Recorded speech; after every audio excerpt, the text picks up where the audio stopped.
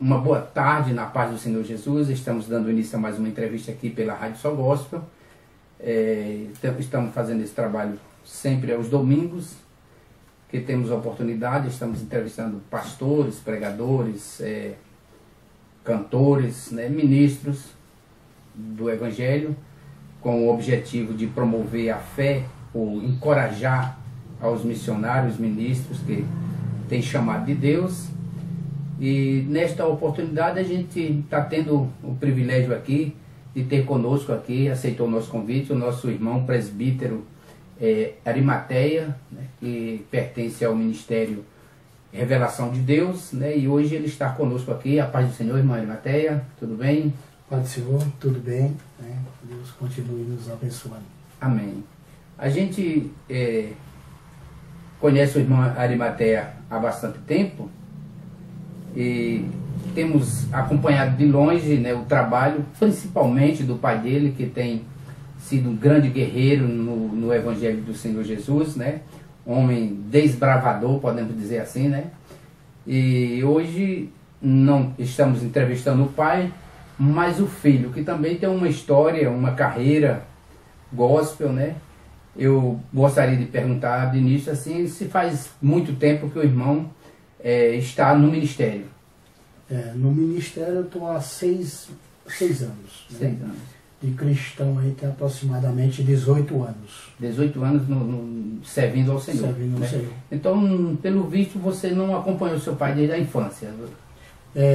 Desde a infância assim, eu acompanhei sim meu pai, né? Eu aceitei Jesus, fui para São Paulo, lá vivi um período, né? E nesse período lá eu tive a chamada de retornar ao Nordeste, e aqui estou aqui junto com meu pai. Certo, mas você, quando foi para São Paulo, era evangélico? Era evangélico. Você falou 18 anos de evangelho, É. Mas teve um tempo afastado? Teve um tempo aí assim, que eu... A infância, a juventude, você não tinha um compromisso próprio, né? Era mais seguindo o pai, né? Mais seguindo na verdade, o pai, né? era jovem, juventude, às vezes não pensava, mas a gente era os meninos obedientes ao Senhor. Pois é, meu irmão. Por exemplo, como o seu pai, que a gente se espelha muito na trajetória do pastor Francisco Mariano, pelo fato de praticamente a gente acha que ele é um homem da roça, foi da roça, né? E assim, ele como um homem da roça, vocês, por exemplo, 2 filhos que eu conheço, você e teu irmão Alcivan, né? Estão na carreira do ministério também, né? Sempre se posicionaram, né?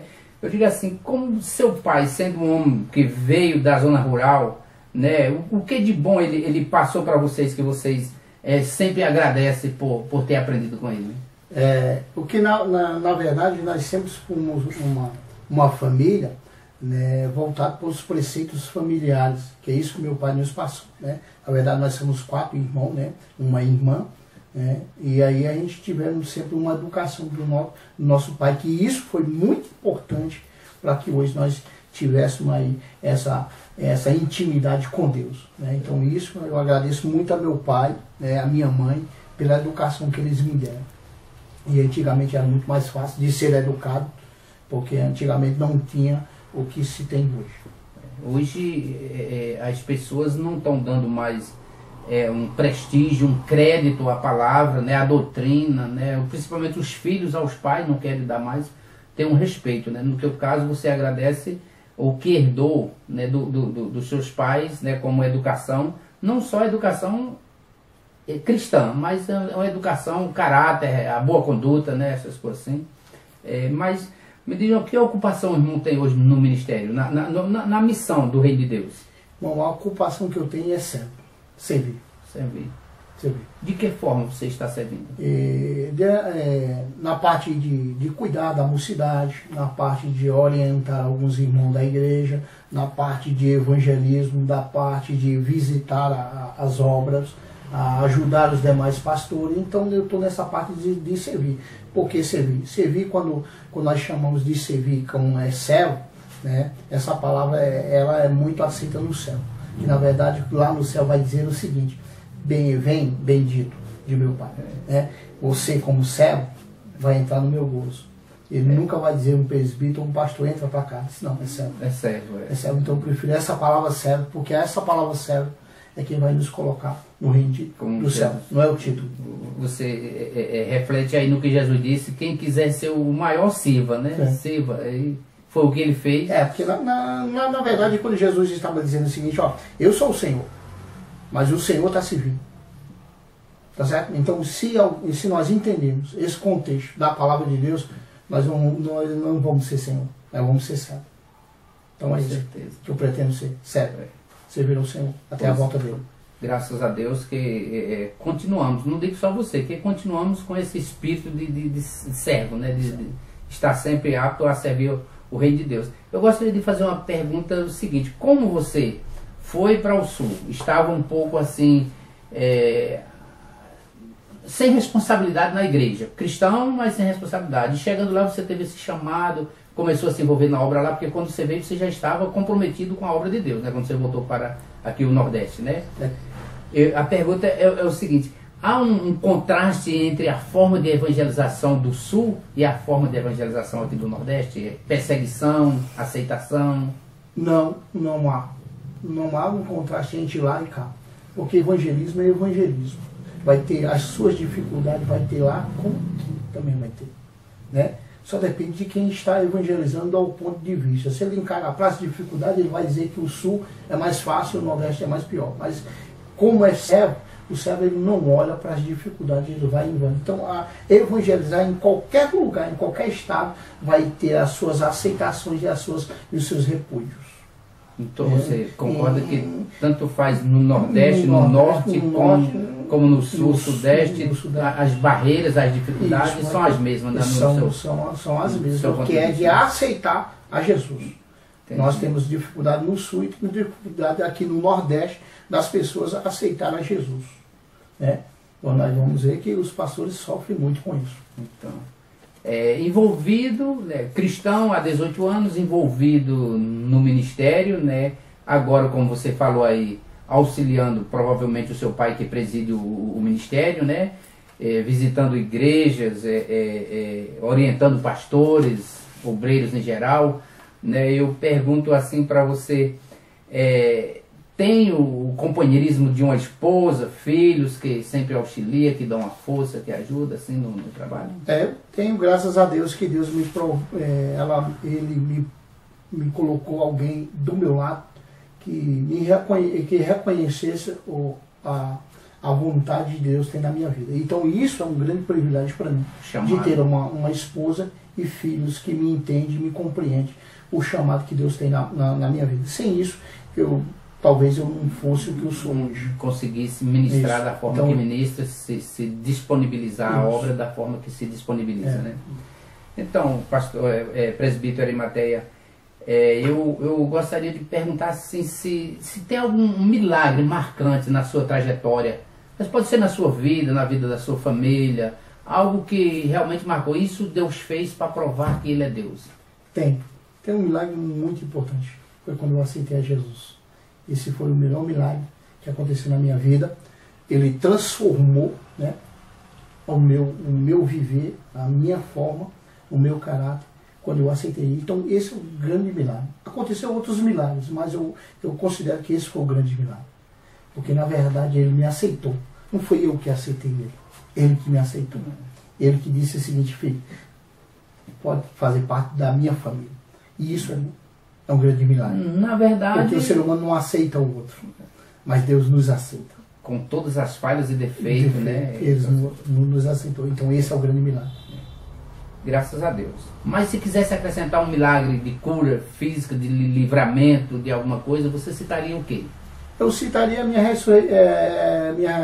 ressurreição, não de Cristo, mas entre os mortos, como a de Lázaro, né?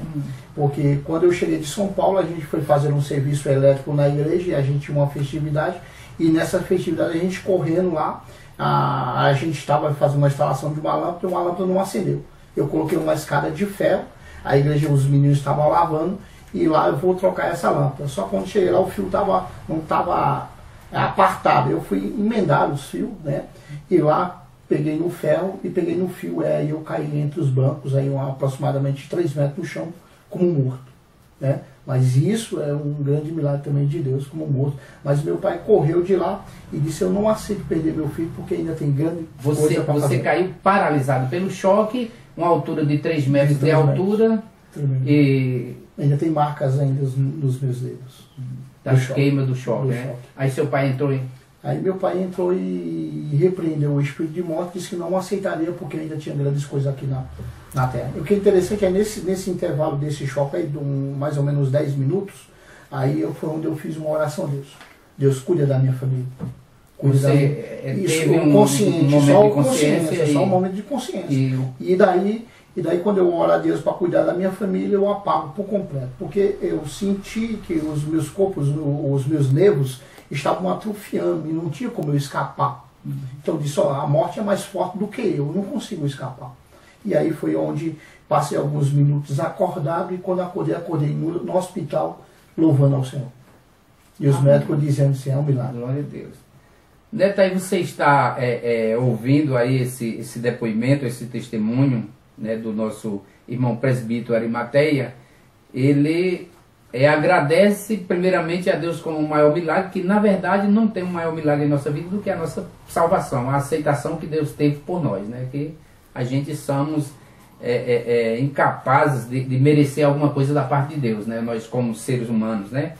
E além do mais, ele confessa aí um grande milagre, que foi ter a sua vida restaurada, ou praticamente ressuscitada após um choque numa queda de 3 metros de altura, né? Isso é bênção de Deus, né?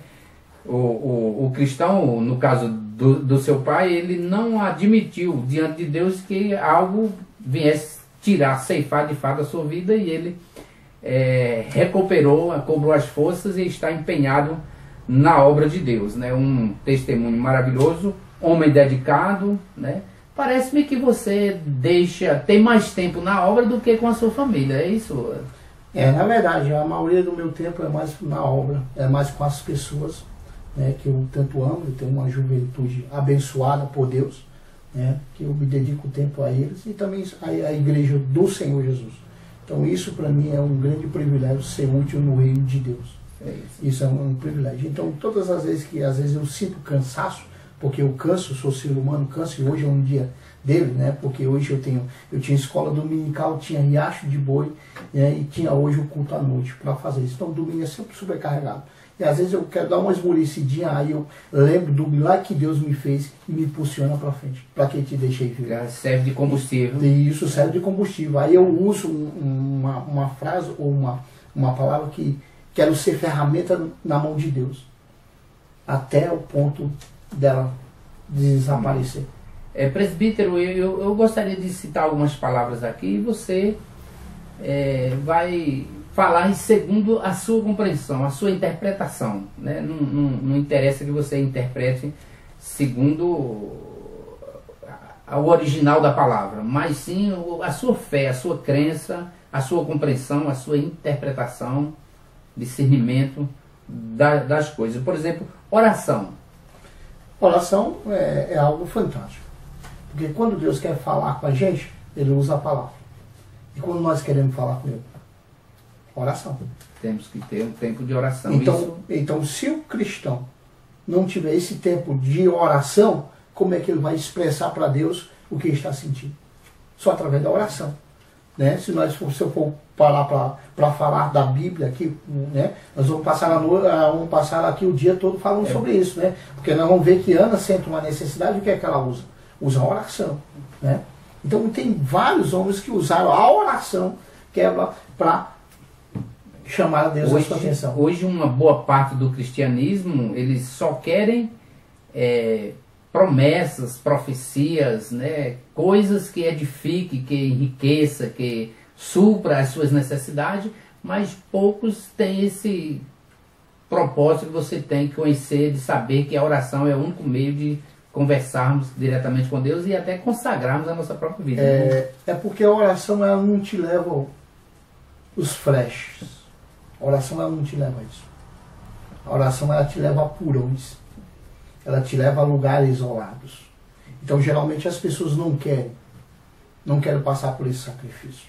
esse momento. Então a oração, na verdade, é uma oração, ela é boa, mas ao nosso ponto, ela se torna acabando sendo ruim, porque nos traz dor.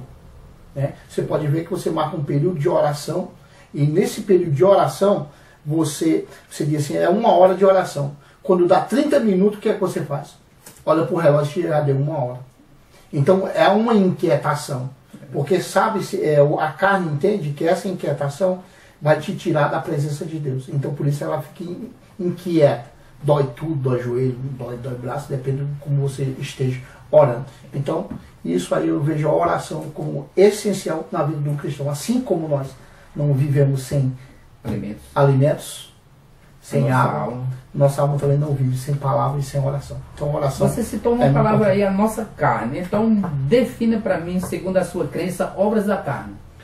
Rapaz, a obra da carne, ela é algo fantástico. Porque a carne, a tendência dela é de ficar nesse mundo. Porque a carne é feita da terra. Se nós formos lá para a gente, nós vamos descobrir que Cristo, que Deus, né, na verdade, através de Cristo foi feito o homem do pó da terra. Então a matéria-prima é a terra. Então a carne o que? Quer se deliciar com as coisas daqui, porque ela quer ficar aqui. Então, para definir a obra da carne, essa é um dos fatores que nos segura para que nós não crescemos em espiritual. Porque o apóstolo Paulo vai dizer que é uma guerra entre a carne e o espírito. Então, quem estiver mais forte é quem vai vencer.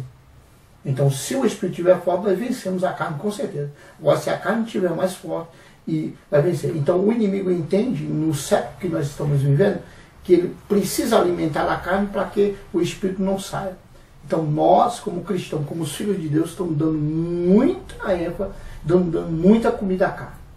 E por isso que a gente não tem força para orar, a gente não tem força para ler a palavra de Deus, e a igreja, está esquecendo. Definindo o oposto, frutos do Espírito. Irmão, o fruto do Espírito ele só é gerado através da palavra. O fruto do Espírito é gerado através da palavra e junto com a oração. Sem palavra não há fruto do Espírito. Porque a palavra diz, conhecereis a palavra, né? Conhecereis a verdade vos libertará, que é a palavra. Então o fruto do Espírito, quando muitos dizem que são os frutos, não, é o fruto. As virtudes. Tá certo? São o fruto. O fruto como se fosse uma laranja, vários gomos. Né? Aí que aí vem incluído tudo. E às vezes a gente tem ali no meio, ali, por exemplo, o amor, aí você tem a ira ali. Então como é que você tem o amor se você tem a ira ali? Então ou é o completo, irmão, ou não é fruto. E aí vai operar o amor e ao mesmo tempo a ira, que é obra da carne. E que é obra da carne, entendeu? Então se nós vamos ver que aí, nós vamos ver que a obra da carne leva aonde? Leva ao inferno. Leva a perdição. E o fruto do Espírito leva o céu. Mas é uma das grandes coisas que nós precisamos ter. O fruto do Espírito. Não os frutos. O fruto do Espírito. Com todas as suas qualidades, né? Com amor, paz, é porque ela é um conjunto. A obra é um conjunto. Tá certo? É como se eu dissesse o seguinte, ali é uma roda de um carro. Mas se ela estiver no carro de ali está um carro completo. Verdade. Tá certo? Tirou isso aí, ela fica separada. E não posso eu ter amor e ter ira. Que é a obra da carne. Que valor tem escatologia para você? Bom, o valor que escatologia tem é que são coisas que ainda estão para acontecer. Então a Bíblia vai dizer o seguinte, que bem-aventurado é aqueles que não viram e creram. Então eu sou bem-aventurado. Quem crê na escatologia, ele é bem-aventurado. Então a escatologia para mim é um ponto importante para nós se segurarmos e esperarmos o acontecimento de Deus.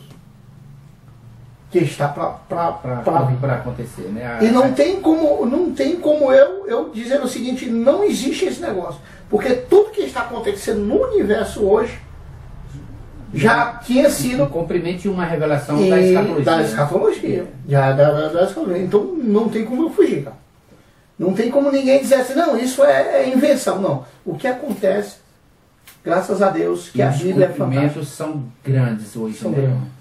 terremotos, tsunamis, né? Uma série de coisas, o homossexualismo, é absurdo. Guerras, perseguições cristãs, nem se fala, né? É uma coisa tremenda, né? Isso é tremendo. A igreja era para dela ver isso e regaçar as mangas. Para povoar o reino, para né? povoar o reino. É para isso que nós existimos, para isso que Deus nos deixou. Por isso, na verdade, precisamos ser servos. Presbítero Arimateia, foi um prazer enorme. A paz do Senhor. Eu fico grato por ter aceitado o convite para estar aqui na Rádio Sol Gospel. E gostaria que você, se quiser, deixe uma palavra para os internautas, para os ouvintes da rádio. Diretamente você pode falar um conselho, uma advertência, o que você sentir. Quer deixar aí para nós concluirmos, o tempo está acabando. Amém. Bom, eu só tenho que agradecer pela oportunidade que é me dada de estar aqui, né? A contribuir com o reino de Deus. O objetivo de estar aqui não é para enriquecer ninguém, mas para enriquecer o reino de Deus. A única palavra que eu tenho para os amados que vão nos assistir ou está assistindo agora é que é o seguinte: busca o Senhor. Busca o Senhor. Porque do Senhor vai vir o socorro. Amém. De mais outro lado nenhum vai vir o Senhor. E os tempos estão se abreviando. Então a palavra que eu tenho para você, amigo, não sei a sua situação, não sei o momento que você está vivendo. Busca o Senhor. Porque Ele é o refrigério. Amém. Tá, e essa foi a entrevista de hoje com o presbítero Arimateia, do Ministério Revelação de Deus, né, o qual trabalha juntamente com o seu pai, homem de Deus, inspirado, dom de cura, dom de revelação, dom de expulsar demônios, né? Deus tem operado no ministério, o ministério tem se estendido bastante em pouco tempo, graças a Deus, né? Mais uma vez, muito obrigado. Você que nos ouve, você pode acompanhar essa entrevista através das redes sociais. Você pode ver no YouTube, você pode ver no Facebook e você nos acompanha pela Quaremos FM nesse domingo às 11 horas da manhã, como também você ficará ouvindo de tempos em tempos na grade da Rádio Sol Gospel. De tempos em tempos estamos rodando aí. Que Deus te abençoe e tenha um bom dia.